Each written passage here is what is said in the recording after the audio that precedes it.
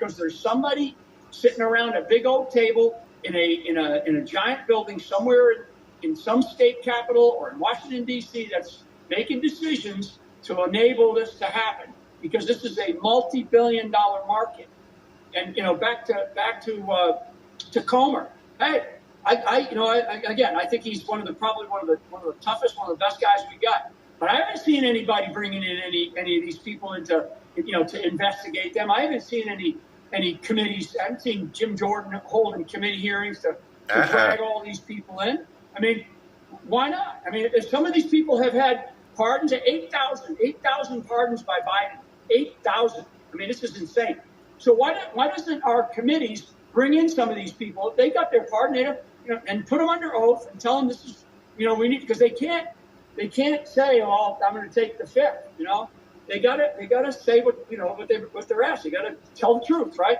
So the American people are now at a point in time where, okay, we understand that some of this stuff takes time. That's kind of was the other point of Comer. These investigations take time.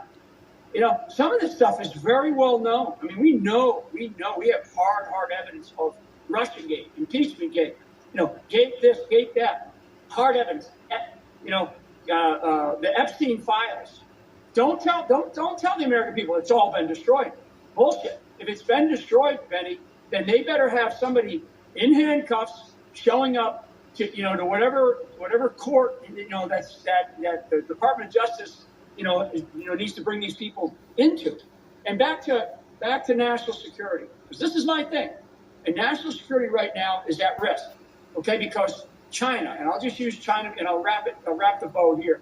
All right, China just got the position, okay, that the Organization of American States, nobody even pays any attention to this.